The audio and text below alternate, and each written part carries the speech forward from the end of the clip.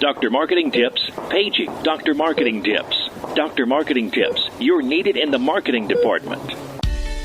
Welcome to the Dr. Marketing Tips Podcast, your prescription to the answers you seek to grow your medical practice easier, better, and faster. This show is all about connecting practice administrators and medical marketing professionals with peers working in practices, learning from experiences, making mistakes, and sharing successes. Let's get started. Hey there, welcome to the Dr. Marketing Tips Podcast. This is Jennifer. Now this week we're going to talk about starting your very own nonprofit organization at your medical practice. Now physicians and practice managers can put their values into action, support medical research and training, and offer community service by starting your very own nonprofit organization. Now, idealism is great, but realism means that there are some important factors to consider before launching your nonprofit group or foundation. In this week's episode, Christy Moss, president of Moss Resource Group, joins guest host Keith Landry to discuss the tax and business advantages of establishing and continuing to operate a nonprofit group, and why growing a foundation is a marketing marathon. Now I'm going to tell you, Corey and I have actually had a lot of experience building various foundations for our medical practice clients.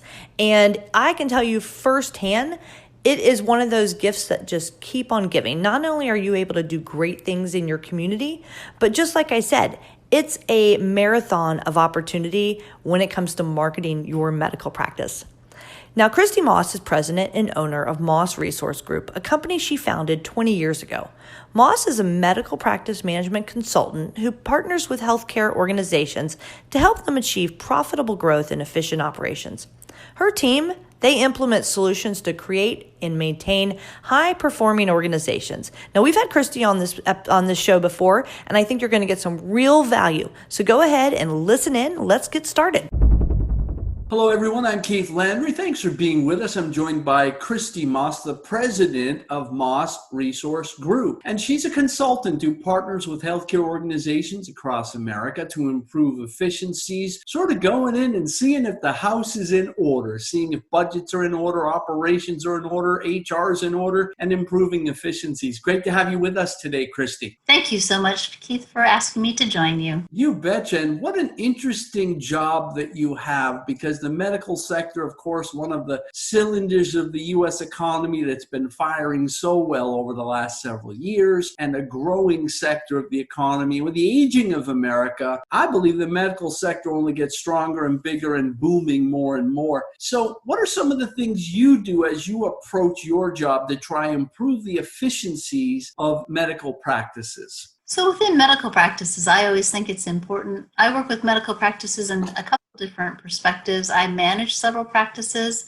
but I also come in and work with practices to identify their strategy. And I come in and do special projects to identify where they're at and where they could be. So I think it's important always to look at a strategy, look at your market, look at where you need to be and where you want to go, and how are we going to get there. And you do a lot of work sort of improving the efficiencies, broad scale, big picture on the operations, but also sort of delving into the various items of what they do in the various budget items. Because we talk a lot about marketing on this podcast, let's just briefly look at how you approach the value that medical practices are getting out of their marketing efforts. I think it's very important for medical practices to identify, as I mentioned, the strategy. Where do they want to go? But how are they going to get there? And it needs to be aligned with their mission and vision and values. What patients do they want to reach? I think it's very important to put a plan together in terms of here are the objectives that we wish to see, and which is not a right term. It's where we're going to go, and measure it on a quarterly basis, if not more often, especially like during this time of COVID when we're looking at it more frequently.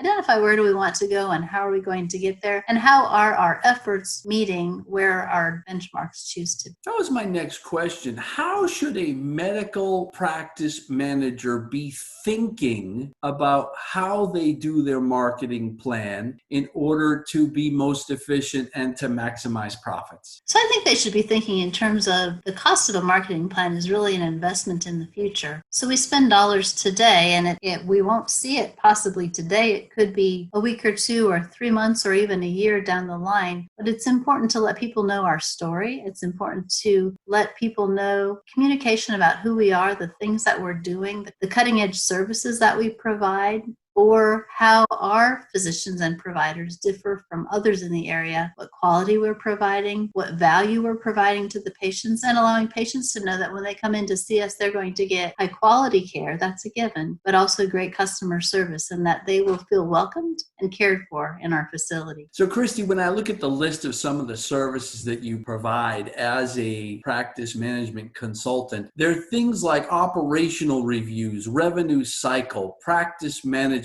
strategic planning, personnel issues, financial reporting and governance, very technical, deep down into the books type of operational issues. But there's another one you offer that's certainly fascinating, and that is helping medical groups set up nonprofit organizations. First of all, tell us why they would want to do that and what value they might get out of doing that.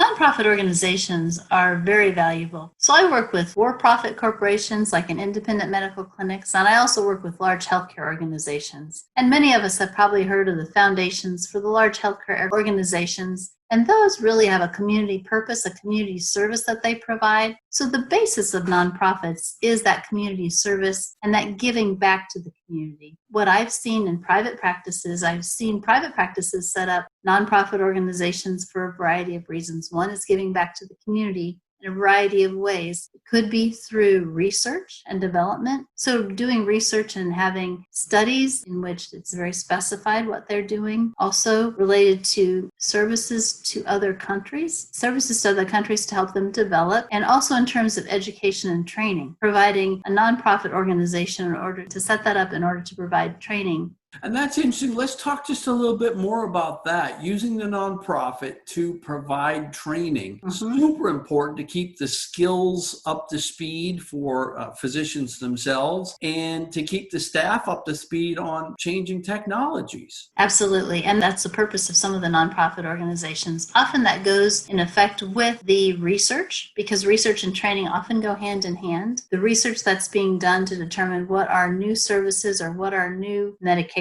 that can be provided, new types of treatments that can be taken care of, and then to train about those new treatments. I guess you asked specifically about training and education, not so different than any other organization that provides training and education. How can we help our staff and our physicians be knowledgeable and to understand what's going on in the newest item?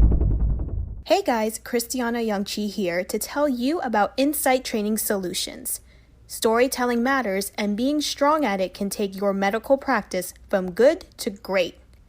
Insight Training Solutions is a comprehensive digital employee engagement and training platform built for your medical practice. Employees can log on from anywhere, anytime to receive crucial patient experience and communication training so they can help tell your practice's story. Improve the patient experience today with Insight Training Solutions. Courses start at just $59. Check us out at insighttrainingsolutions.io or Google Insight Training Solutions for a better patient experience. Interesting. What are some of the considerations that a practice manager should look at and analyze and be thinking about before they make the decision to set up a nonprofit organization? What are some of the operational issues, budgetary issues, board issues that they should think out before they just run off and set up a foundation? So a foundation has to be set up by an attorney, and you need to work with your accountant in it. There's some very stringent requirements related to it. I guess I see a nonprofit organization as another arm for marketing, but another arm for services that we can provide to the community. And a lot of times when people think about a nonprofit organization, they think that they're not in it to make money, which is true. We're not in it. When you set up a nonprofit organization, you set it up for the purpose of the organization. So if it's research, that's what it's set up for. Or if it's for community service, that's the purpose of it. And it does make money so that it can generate itself and so that it can sustain itself and be a continuous continuing entity to take care of whatever we've identified. So you talked about the budgetary and the strategic. I think it's really important. And for the organizations that I've worked to set up or to make stronger, what's important there is that we have a pretty clear definition of what it is that we want to accomplish. And often the organizations that set those up are organizations that have a very strong conscience about what they want to be and where they want to become. Interesting. And when you're setting up a foundation, there's usually a board with some kind of an executive leader. What is some of the coaching and consulting you do for the foundation itself to keep those board members engaged throughout the year or over several years? Because many times you got a nonprofit group and you've got people that were placed on the board for strategic reasons, perhaps connections or whatever the value was when they brought on the board. But sometimes they tend to be super busy people. What do you do to keep them engaged? I think it's important to keep in front of them the purpose of the organization, to run very efficient and effective meetings. So it's very pointed, hey, this is where we are, this is where we want to go, to provide leadership, education, and more information about the specific organization and about the trends within the market and where we're going to be. I think that's important to do because you're right. Many of those board members are busy people. They have a lot of other things going on. So it's important to effectively use their time specific to our organization. So let's talk about the marketing of the nonprofit organization for the medical group or healthcare organization. Is it a lot different than marketing the medical practice, or do they tend to sort of run down the same stream together? It's pretty similar, and it mostly depends on the purpose of the organization. So if it's a research foundation or a research organization and it's a nonprofit organization, it's important to get patients into your practice so that the research will be completed and so that you have enough people within your study to complete the research study and gather appropriate information. So in some cases, that's a very directed marketing ploy or plan. I think it's also very important as an organization. This is separate from the nonprofit organization, but I think for the medical practices, I think it's important to market the nonprofit organizations with them so that individuals who are in the community know that, hey, this isn't just a medical practice trying to make a lot of money. They also have other interests in the community and they want to make the world a better place. Can you tell us a success story of one of the nonprofit groups that you've helped to set up and how they really carried out their mission and maintained their momentum? Yes, there's been a couple of them, but the one that I think is the most interesting is I worked with a physician or a group of physicians who set up a nonprofit specifically related to provide humanitarian aid in Africa. So it was their mission, and they have, for the last 10 years, they've traveled to Africa and provided some health care for individuals in Africa, but also are along with that, physicians and the nurses and the administrative people who traveled with them, they provided training for the people who live in Africa, and they have provided stoves so that people could have hot water and so that they could clean their house or so that they could disinfect things. So it's a combination of providing medical services for humanitarian aid, but teaching them to fish. So not just giving them fish to eat, but teaching them to fish and helping them to take care of themselves and make a better world for themselves. And as you look back on their efforts over the years, would you say they did do a good job of marketing their mission to get donors and potential leaders of supplies and things? Right. I would say at first, no, they struggled with that. And we didn't do a very good job of putting together a marketing plan. But as we developed and as we learned, I guess that's the good thing about life. You can continue to learn, right? As we continued to learn, they did a better job of marketing who they were and what they were doing so they could get more people who are interested in contributing to them so that when they were in Africa, they could either take more people with them and they could provide more stoves for the people who are living there. That is awesome. And when you're running a foundation, you got to be thinking marathon because the very nature of that foundation is for it to be self-sustaining. Absolutely. So when you're planning to market it to get donors, have people show up for the gala, find volunteers to do the projects you're working on, how do you keep the momentum going on the marketing effort? That is a challenge because it is a marathon, and that's something that you want to keep all of your people who are employed by the foundation and people who are supporting the foundation, the board members and the people whose idea the foundation was, you want to keep them involved and keep them interested. Excited is probably too strong of a word, but to keep them trusted in the foundation and to keep the mission alive and growing. Any other thoughts that you would share with our listeners, maybe medical practice managers who have been mulling over this idea of setting up a nonprofit group maybe for a long time? One last bit of advice for them? I would say if you've been thinking about it for a long time or even a short time, I would highly encourage you to pursue it because there's a lot of satisfaction that comes from providing services or support to others to help them do better. I've worked with, you asked me earlier about a success story that I've had. Another success story that comes to mind is we did some research in one of the organizations that we put together, and we were able to generate actual results. And so people could do better in their lives from the treatments that they were receiving. And so it feels like you're giving back to society. So for anyone who's thinking about it, I would highly encourage it. Take a look into it, do a little bit of research, but move forward with it. Christy Moss, the president of Moss Resource Group, thank you for your wonderful insights today and for giving us your time and your energy and helping our listeners improve their marketing ideas and efficiencies. We appreciate you. Thank you, Keith. You have a wonderful day.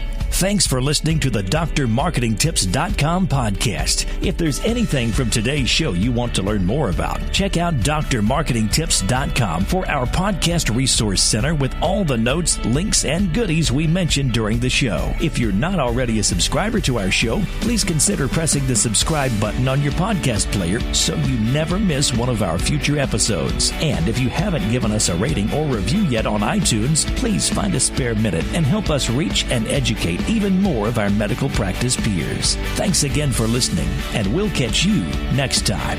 Doctor's orders.